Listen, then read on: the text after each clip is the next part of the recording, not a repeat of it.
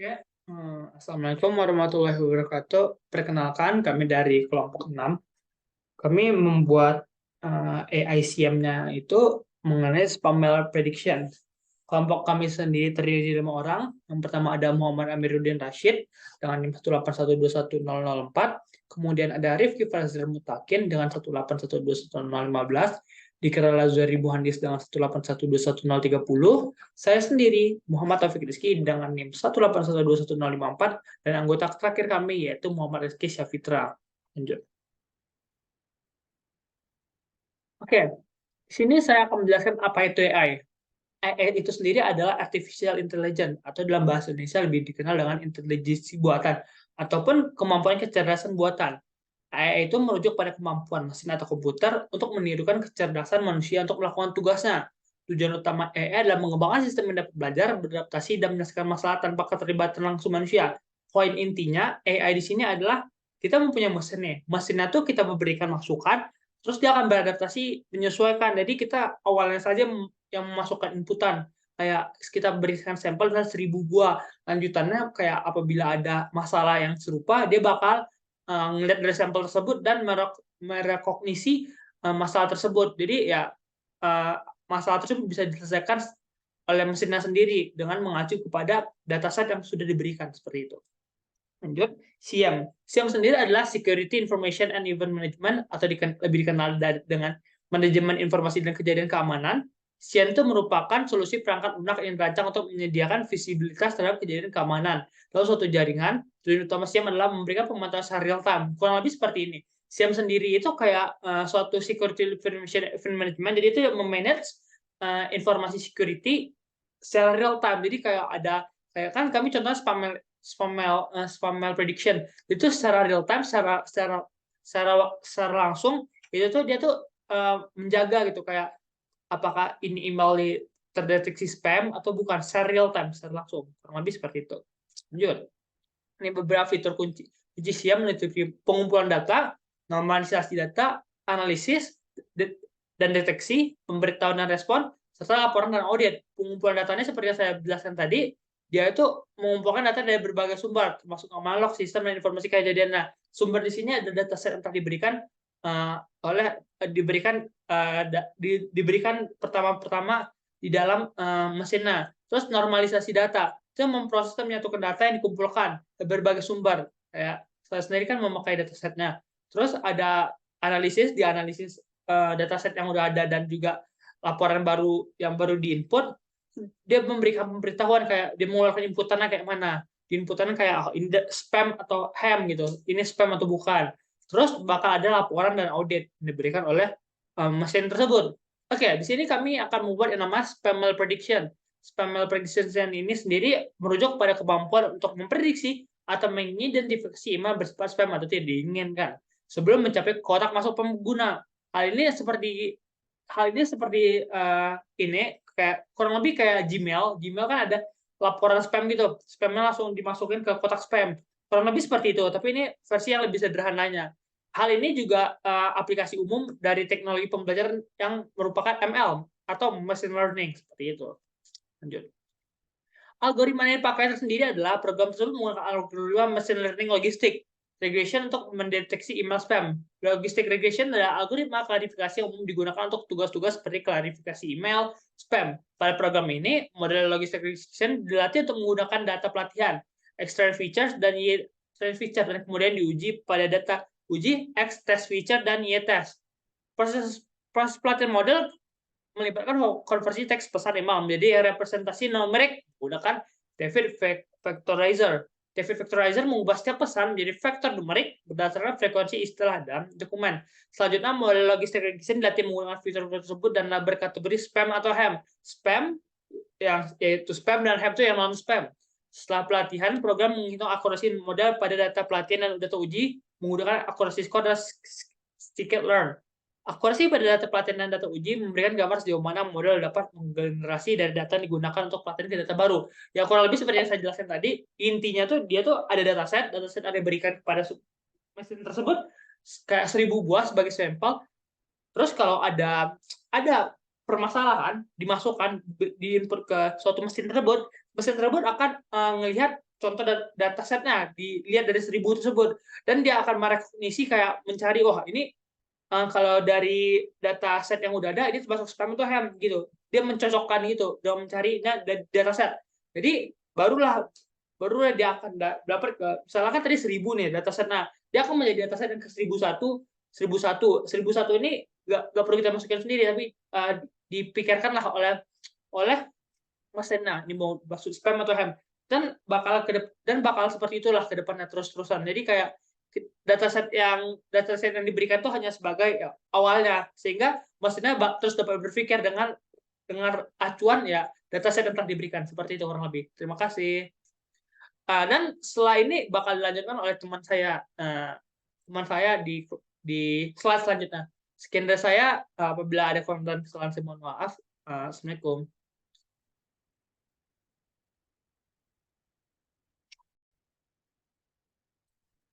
Saya akan jelaskan mengenai flowchart dari project ini.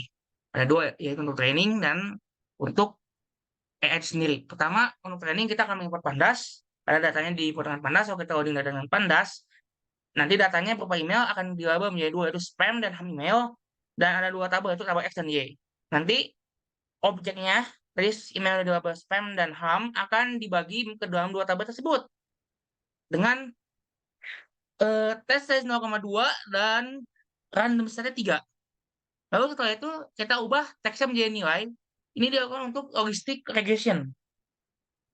Nanti setelah itu kita akan mengubah datanya menjadi integer dan dilakukan training data. Setelah itu kita mendapatkan prediksi akurasi training dan tes. Selesai. Setelah itu kita akan memulai flowchart AI-nya. Nah, untuk AI sendiri, cara kerjanya adalah pertama prosesnya dimulai, lalu kita akan input email dan input data. Lalu kita akan melakukan pengecekan apakah prediksinya sama dengan satu nilainya. Jika iya, masuk ke dalam ham email. Jika tidak, masuk ke dalam spam email. Lalu selesai dan balik lagi ke memulai proses. Karena ini email dan tidak akan selesai kan. Terus-terusan gitu. Sampai internet up. Kalau bisa apa. Oke, selanjutnya adalah penjelasan kode. Jadi di sini yang pertama adalah import library, yaitu kita punya library class ini itu untuk merender aplikasi web kita yang berbasis HTML. Lalu ada pandas ini untuk memanipulasi data kita menjadi bentuk data frame yang bisa kita gunakan di coding Python kita. Selanjutnya ada sklearn atau ini itu adalah library scikit-learn. Ini itu semua tools yang kita gunakan dalam implementasi AI kita. Jadi kita itu menggunakan logistic regression di sini, dan logistic regression ini datanya akan diambil dari TF-IDF factorizer.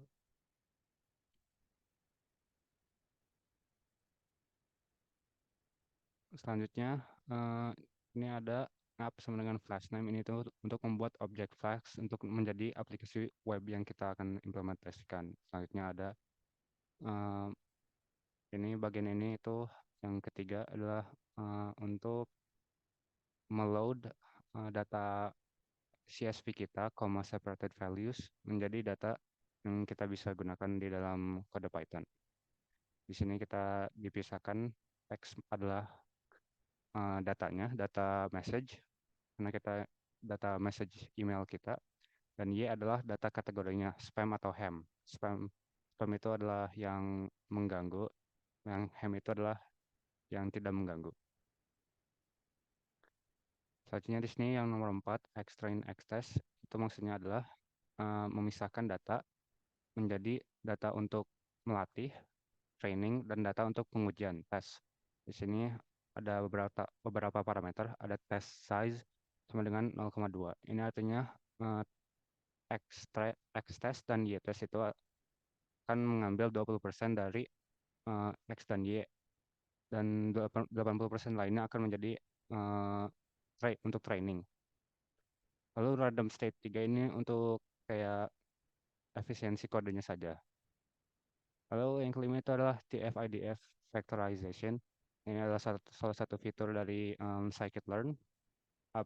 Jadi fungsi ini itu gunanya untuk mengubah data email-email kita dan diubah menjadi sebuah data numerik numerik yang bisa digunakan untuk logical regression.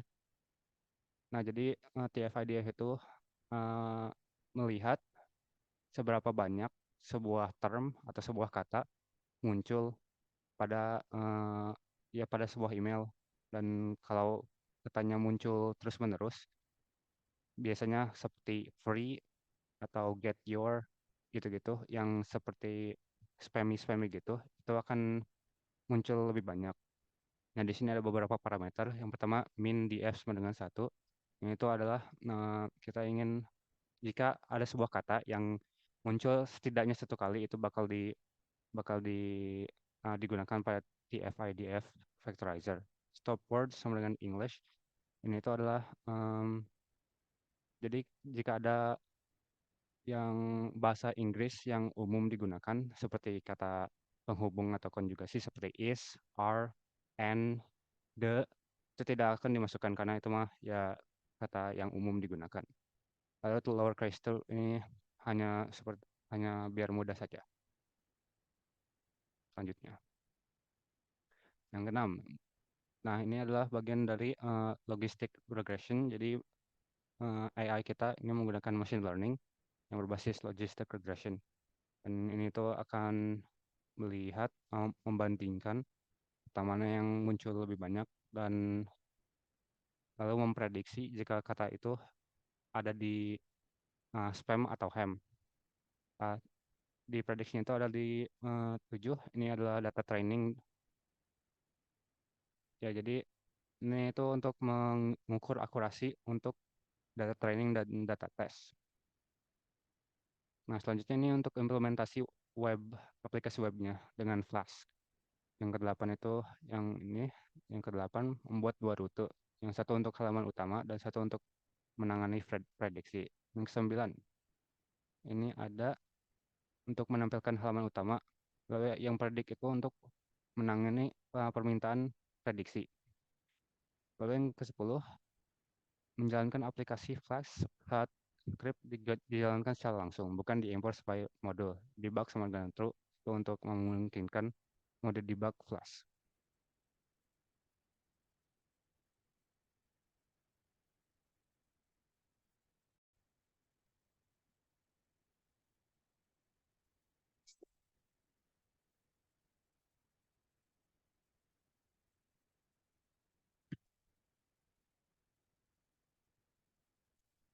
Halo semuanya, perkenalkan nama saya Muhammad Rizky Syaftira dengan NIM 1812164 dan sekarang saya akan melanjutkan presentasinya.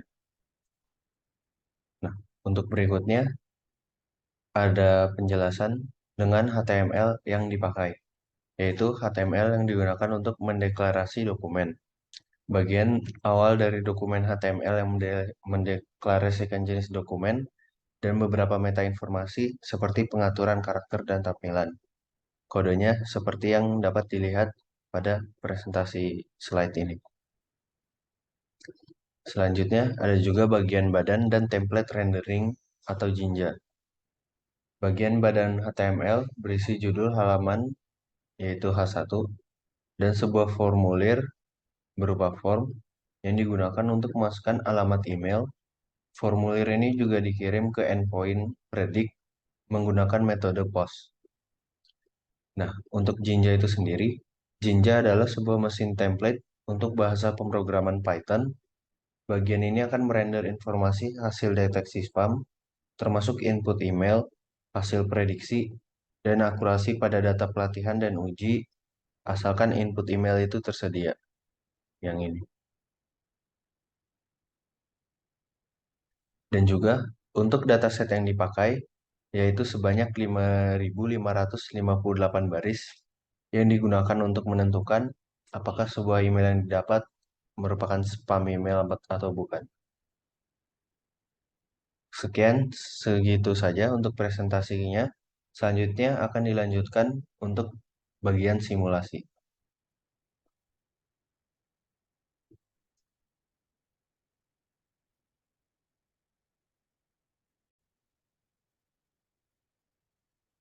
Perkenalkan, nama saya Muhammad Amiruddin Rashid dengan NIM 181210004. Di sini saya akan melakukan simulasi dari program yang telah kami buat.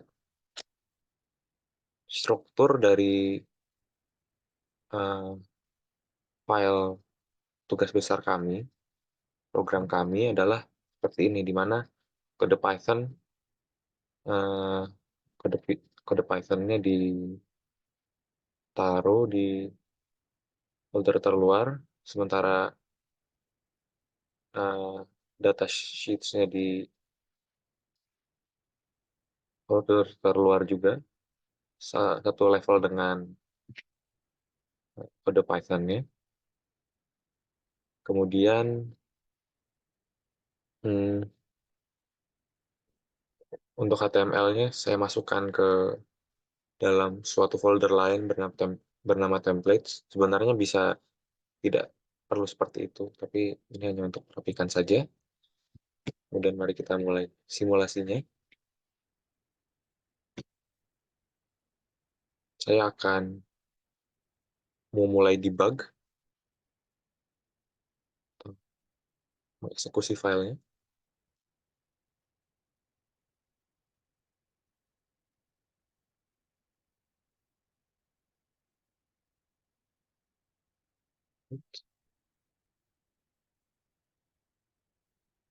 Sudah aktif, saya tekan linknya,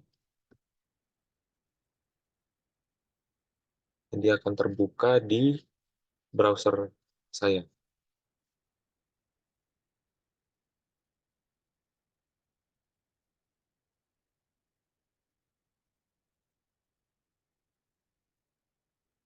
Ini dia programnya.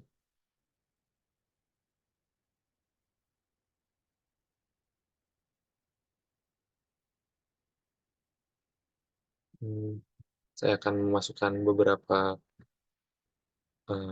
contoh pesan. Pertama adalah ini. Karena ini adalah contoh pesan yang berbeda dari dataset, tapi karena dia memiliki pola yang sama seperti pesan spam di dataset, maka hasil prediksinya mengatakan bahwa pesan yang saya masukkan tadi adalah sebuah pesan yang spam dengan akurasi pada data training dan akurasi pada data test sesuai yang dijabarkan di sini. Kemudian untuk pesan kedua pun sama, ini tidak terdapat dari dataset tapi memiliki pola yang mirip-mirip dengan dataset. Nah, karena ini polanya tidak seperti pesan spam, melainkan pesan yang benar-benar dikirim oleh orang, maka ia menyatakan ham email.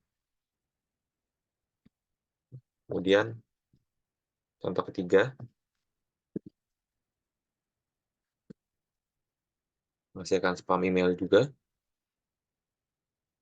dan memang betul itu adalah spam email. Yang terakhir, ini. Yang ini menyatakan ham email, dan memang betul ini adalah ham email. Tapi memang untuk beberapa pesan, ini bisa terdeteksi kebalikannya. Tidak terjadi ketidaksesuaian, yang bisa jadi karena memang datasetnya kurang banyak, sehingga modelnya masih kurang data untuk berlatih. Mungkin itu yang dapat saya sampaikan. Atas perhatiannya terima kasih, dan untuk kekurangan yang telah kami lakukan, kami mengucapkan mohon maaf. Terima kasih.